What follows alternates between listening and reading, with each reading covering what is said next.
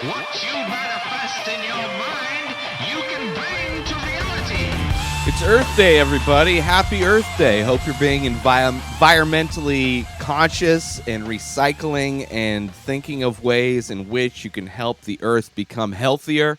And in honor of that, today, Earth Day, I'm talking about one of my favorite Earth Day movies, Biodome. It's a Pauly Shore movie. I was a huge fan of Pauly Shore growing up.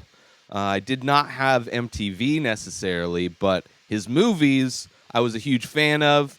This one came out in 96, so I was around 15, 16 years old when it came out. Before that, I mean, other movies of his that I enjoyed, of course, Son-in-Law, In the Army Now, Encino Man is a classic. But Biodome is one of those movies because it kind of reminded me of where I grew up out in the Coachella Valley, where I am currently back.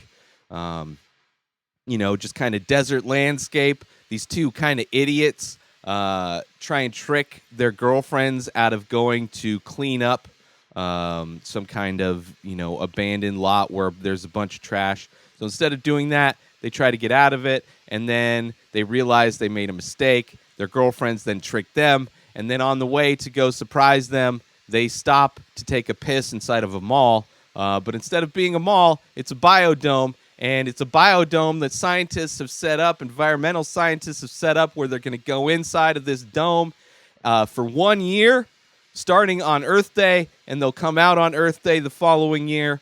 But guess what? Bud and Doyle get stuck in the biodome, and all hell breaks loose. The chaos theory of Bud and Doyle comes in contact with a perfectly sustainable situation. So, very kind of relevant to politically and culturally where we're at right now. There's a lot of people that are kind of willfully ignorant.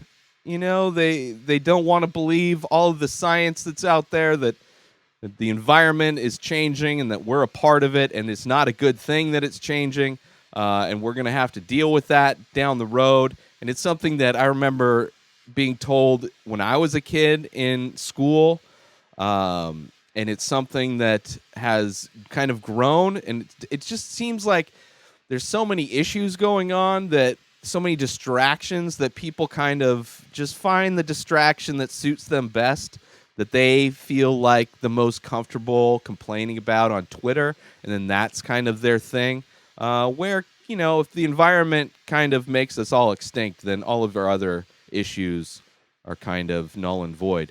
But Biodome is a hilarious comedy. I enjoy it. Pauly Shore, his own brand of, comedic actor. It's a perfect, teen comedy. I didn't smoke weed, but I would imagine it would have been even more relatable if I was, or if I hung out with stoners. But as far as the friendship aspect between Bud and Doyle, there were many things to relate to, especially, I had basically just one friend growing up. There wasn't a lot of kids in my area. The school I went to wasn't the place I lived. I would go to a school from a different town. So I had friends at school, but then when I was home, I had a different friend. Even though he did go to the same school, he was a year behind me, so we didn't really hang out. He had his friends, I had my friends. But then, anyway, so we were a very kind of similar Bud and Doyle situation, minus the weed. But, as teenagers, you're still kind of just stupid people. So there's a lot to relate to. Weed doesn't make you a stupid person. It just is attracted to stupid people. But soundtrack of Biodome, one of my favorite things. So many good songs on the soundtrack. I was into, still am, kind of the pop punk kind of alternative music, which fits the movie also. I don't know. It's just one of those movies where I've seen it a million times. The soundtrack, free mahi mahi, if you will, and then the when they're in the biodome, how they fuck everything up, and then they try to make everything better, making a filter. He's trying to make a filter. Bud is trying to make or Doyle. I can't remember which one's which. They have this game that they play together where they can guess what they ate by the smell of their farts. Just typical, really intelligent things that kids in their teen years would do. Now, I'm sure Pauly Shore was probably in his 30s at this time. It's probably one of the last comedies that he did before. Oh, Jury Duty is another one, where it seemed like interviews I've heard of Pauly Shore is that he overextended himself in that kind of niche of movies and never moved out of it, and that kind of killed his career, where he just kept doing these teen movies instead of moving on to basically growing with his audience. I would imagine would be the major kind of difference between that, where he kind of stayed within a certain age range of entertainment, and then the people coming into that age range knew nothing about him and did not care, where everybody that was a fan of his grew up and kind of moved on to other things where he didn't.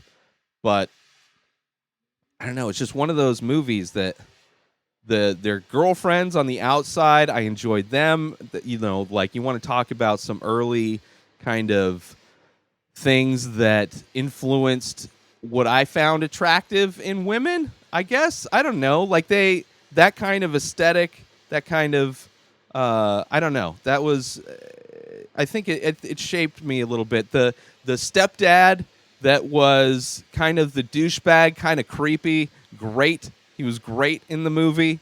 There's just so much good about this movie. The scientist, the Leaky, who I don't know if he's like a politician or a scientist. He's on the outside of the bubble. He's one, I think maybe one of the investors. He's super angry at Bud and Doyle for ruining his experiment by getting locked in the biodome for a year and just ruining homeostasis.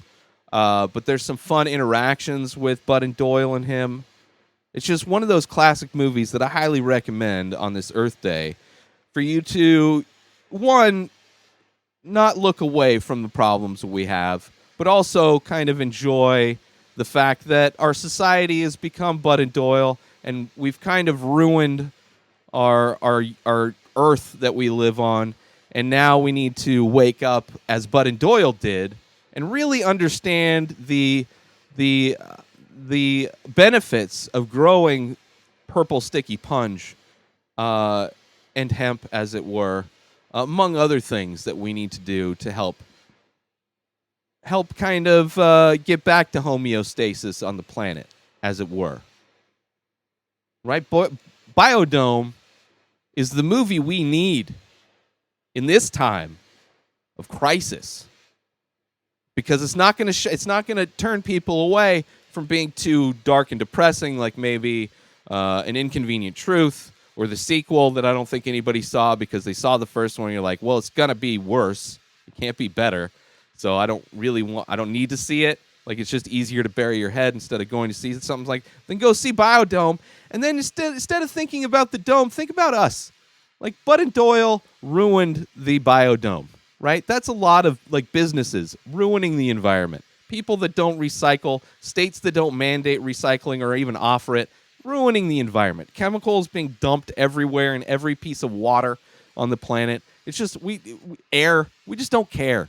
We don't care. As a collective, not enough of us care. That's it. Biodome. Go watch it, man. It's Earth Day. Go smoke a joint. I know it's not 420 anymore. It's like 422. But it's going to be 420 twice on Earth Day. So you have the opportunity to celebrate. If you didn't get a chance to celebrate on 420, you could do it again on Earth Day. And smoking weed is very environmentally friendly.